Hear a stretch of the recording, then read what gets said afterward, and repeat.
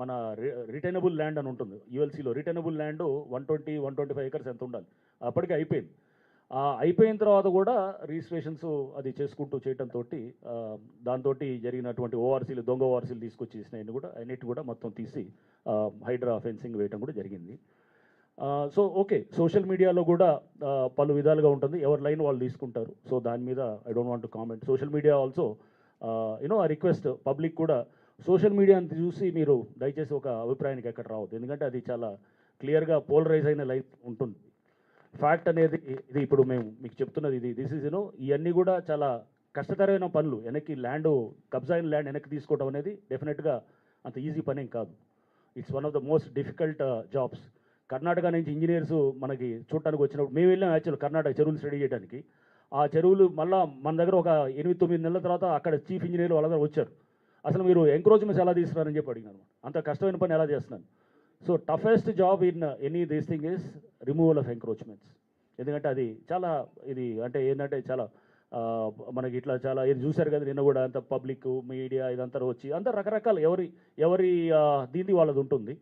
So this is very toughest job, but you have to do it. చెరువులు కబ్జాలు అవుతున్నా, పార్కులు కబ్జాలు అవుతున్నా, గవర్నమెంట్ ల్యాండ్స్ కబ్జాలు అవుతున్నా, we have to definitely act on this. And దేస్ ఇది ఉంటుంది. అండ్ సండే ఇది కూడా వచ్చింది. సండేది చేసేదానికి దేస్ క్లియర్ 3 years జడ్జిమెంట్ ఆఫ్ మన ఇది డివిజన్ బెంచ్ ఆఫ్ మన పాత గతంలో ఏపీ హైకోర్టు ఉంది 3 years judgement. So which clearly says that Sunday they have not prohibited అనమాట, they have not barred to remove the encroachments on Sundays. So 3 years judgement దాంట్లో స్పష్టంగా ఉంటుంది. సో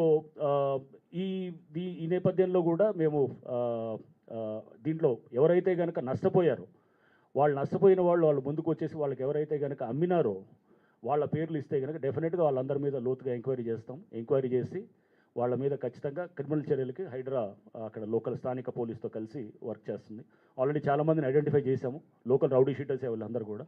సో ఇది నిన్నటి దీంట్లో సోషల్ మీడియా కూడా like మనకి హైడ్రా దాని మీద కూడా ఇప్పుడు లైక్ ఏది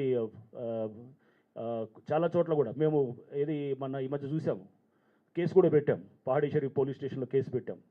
కేసు పెట్టి అక్కడ ఒక అడ్వకేట్ అతని మీద ఇంకా జర్నలిస్టులు వీళ్ళ మీద కూడా పెట్టాం. సో దీంట్లో చాలా స్పష్టంగా పహాడీ షరీఫ్ కేసులో హైడ్రా కేసు పెట్టింది ఎందుకంటే ఎవరైతే చైతన్యారెడ్డి అనే ఆమెతోటి పెట్టించలేదు, కావాలని పెట్టించలేదు. ఎందుకంటే రేపు ఒకవేళ ఆ కేసు ఏసీబీకి ట్రాన్స్ఫర్ అయింది అనుకోండి. సో అప్పుడు మేము అది అంటే అప్పుడు ఆమె కూడా culprit, she also will become a culprit because she try to bribe HYDRAA officers అనే దాంతో. సో అందుకోసము అది కేసు హైడ్రా ఆఫీసర్స్ చేయటం జరిగింది. అండ్ ఈ కేసులో కూడా చాలా స్పష్టంగా అంటే వర్టెక్స్ వాళ్ళతోటి హైడ్రా లాలుచి పడ్డదని చెప్పేసి, లేకపోతే ఇతర ఇంకెవరో వీళ్ళతోటి ఎవరు వాసవి వాళ్ళతో ఎక్కడ బిల్డర్స్ మీద ఇప్పటికి మోర్ దెన్ 11 cases బుక్ చేసింది హైడ్రా అనమాట. బిల్డర్స్ ఎవరన్నా భయపడతారంటే కనుక హైడ్రాకే భయపడతారు. అది కూడా let this be very clear. Okay, so అది రేపు ఎవరైనా కానీ ప్రతి బిల్డర్ని ఎవరైనా అడగండి, ఎవడైనా కానీ మీకు తెలిసిన బిల్డర్ని అడిగితే కనుక ఎక్కడైనా కానీ కూడా అది దీంట్లో ఏది ఎక్కడైనా కానీ కూడా ఏ బిల్డర్ అయినా కానీ కూడా ఇది హైడ్రాని మేనేజ్ చేసుకోవచ్చా అనేది మీరు కాన్ఫిడెన్షియల్గా అడగండి, you will get to know. అసలు ఫస్ట్ అది సో చాలా let this be very clear. So దాంట్లో ఏంటంటే వర్టెక్స్ వాళ్ళ దగ్గర, వర్మ అనే వాళ్ళ దగ్గర హైడ్రా ఏది కమిషనర్ మీకేం చేశారు ఏం చేశారని ఇవన్నీ చూస్తున్నాం అనమాట. ఇవన్నీ సరే ఇట్లాంటివి చాలా ఇంతకుముందు కూడా చాలా చూసాం. Example, best example is that Ayesha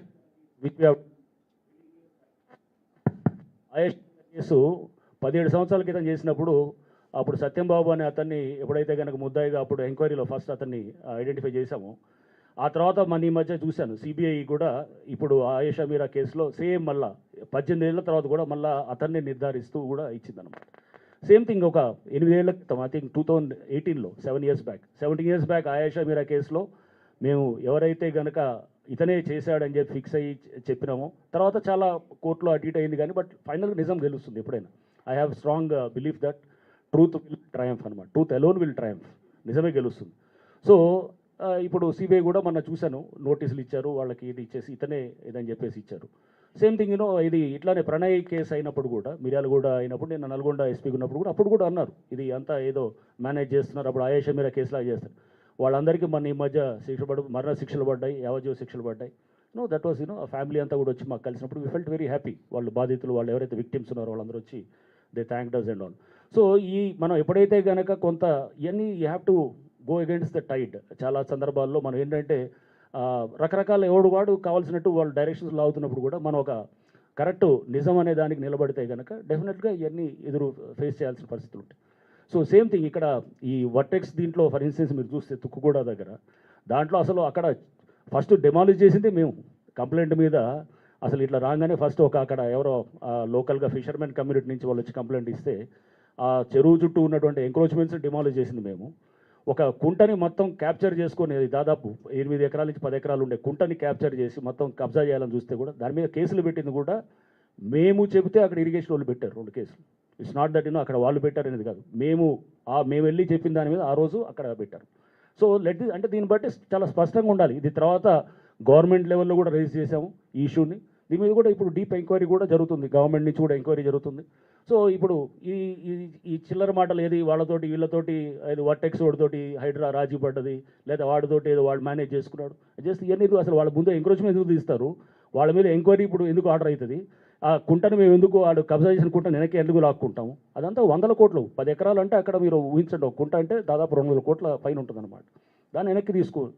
and చెరువులో ఉన్న ఎఫ్టీఎల్ అంతా మొత్తం డిమాలిష్ చేసాం, మొత్తం ఏది గోడలు కడితే కనుక మొత్తం కట్టి అతను ఆక్రమించుకుని.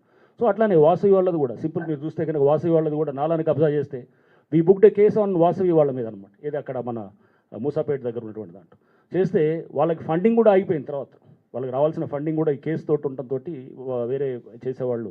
So but still we said no, నాలా protection is very very important, నాలాసు అండ్ అట్లా ఇదనేది. సో వాళ్ళకి వేరే బయట నుంచి రావాల్సిన ఫండ్ కూడా వాళ్ళు వచ్చి కేసు వల్ల వాళ్ళకి ఫండింగ్ ఆగిందని కూడా వాళ్ళు చెప్తే మరి తప్పదు, మీరు ఎందుకు ఎంక్రోచ్ చేశారని కూడా మేము గట్టిగా అడిగినాం. సో అంటే నాలాస్ ఎంక్రోచ్మెంట్స్ దగ్గర, లేక్స్ ఎంక్రోచ్మెంట్ దగ్గర will be very very tough. And అది చాలా స్పష్టంగా let this be very clear. So ఎవడో ఏదో మాట్లాడారని చెప్పి దాని మీద కేసు పెట్టాము. కేసు పెడితే అది లోకల్ పోలీస్ చేస్తారు. రేపు ఆ స్టేట్మెంట్స్ రికార్డ్ చేస్తారు. చేసిన తర్వాత దాంట్లో కాల్ డేటా తీయమని అడుగుతున్నాము. కాల్ డేటా తీయండి, టవర్ డేటా తీయండి, చాట్స్ తీయండి, వాట్సాప్ చాట్స్ తీయండి, ఆ ఫోన్స్ ఏదైతే ఉన్నాయో ఆ ఫోన్ నుంచి డేటాను రిట్రీవ్ చేయండి. ఒక సైంటిఫిక్ ఇన్వెస్టిగేషన్ చేస్తే విషయం అంతా బయటకు వస్తుంది కదా. Let that be done. So ఎక్కడైనా కానీ కూడా లోతుగా చేసి దర్యాప్తు చేస్తే ఎవడు ఏందనేది బయటకు అన్నీ తెలుస్తాయి అన్నమాట. So we are requesting the local police to do that. Okay. So అందుకోసం ఈ సోషల్ మీడియాలో నిన్న కూడా చూశాను, చిన్నపిల్లలతో పెట్టి మాట్లాడించడం ఇక్కడంతా అనేది కూడా. So this has become a standard. ఇప్పుడు ఇది అయిపోయింది అనమాట. అంటే కబ్జాలు మనం భరిద్దామా, ఇట్లానే చేసుకుంటూ పోదామా? సో ప్రతివాడు ఎవడని చేస్తే కనుక అక్కడ లోకల్గా ఎవడో యూట్యూబ్ ఛానల్ ఉంటాడు, లేకపోతే వెస్టర్న్ ఇంట్రెస్ట్ ఉంటాడు, వాళ్ళు 4 పిల్లల్లో లేదా ఇద్దరిని పెట్టి చేయాలంటే కనుక కాదు కదా. ఇట్స్ ఏ హార్ష్ డెసిషన్ డెఫినెట్గా. తీసుకొని ఒక కఠినమైన నిర్ణయం తీసుకొని చేయాల్సిన అవసరం ఉంది. ఎందుకంటే ఇది సమాజానికి కావాల్సిన ఆస్తులు ఇవన్నీ. ఒక చెరువుని కాపాడాలన్నా, లేదా చెరువులు ఎంక్రోచ్మెంట్స్, మన నల్ల చెరువు తీసాం కుక్కట్పల్లి దగ్గర, తీసినప్పుడు చాలా అప్లోర్ ఉంది. మన నల్ల చెరువు దగ్గరికి వెళ్తే వాళ్ళు పబ్లిక్ అంతా వచ్చి దే ఆర్ చాలా ప్రైజ్ చేస్తున్నారు అందరూ అనమాట. మీరు అప్పుడు 1 year బ్యాక్ జరిగిన దానికి ఇప్పటికి పబ్లిక్ మనం చేసి అక్కడ ఈ బతుకమ్మ కుంట బెస్ట్ ఎగ్జాంపుల్.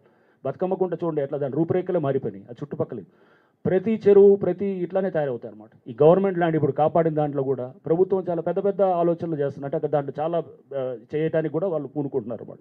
అంటే ఏది స్కూల్స్ లేకపోతే ఇంకా ఇతర గవర్నమెంట్ నుంచి చాలా అంబిషియస్ ప్లాన్స్ ఉన్నాయి. సో అంటే ఒక గవర్నమెంట్ ల్యాండ్ ఉందంటే కనుక గవర్నమెంట్కి దానికి చేయడానికి ఎన్నో, అంటే అందరికి సమాజానికి చేయడానికి చాలా ఇది ఉంటుంది. అంతేగాని ఎవడో కొంతమంది వాళ్ళు ఇది కబ్జా చేస్తే కనుక దేస్ అ సిస్టమ్. వాళ్ళకి ఏమన్నా లీగల్గా వాళ్ళు ఇల్లు క్లెయిమ్ చేసుకోవచ్చు, ఇందిరమ్మ ఇల్లులు ఉన్నాయి, లేకపోతే రకరకాలు ఉన్నాయి. దేస్ అ లీగల్ సిస్టమ్ ఉంది. ఆ సిస్టంలో వెళ్ళి తీసుకోవచ్చు ఎవరైనా కానీ. బట్ దీంట్లో క్రమంలో మేము అయినా కానీ కూడా పేదవాళ్ళ ఇల్లులు మేము కూల్చలేదు. కూల్చిందల్లా కూడా కేవలం ఎవడైతే కనుక అది ఆ కబ్జాదారులు గ్రిప్పులో పెట్టుకుని 300-400 గజాల చుట్టూ కాంపౌండ్ వాళ్ళు పెట్టుకొని ఒక 10-20 గజాల్లో రూమ్ కట్టాడంటే ఏంటి అర్థం? 300 కబ్జా చేయాలని, అతను రూమ్ ఇది చేయాలని అనమాట.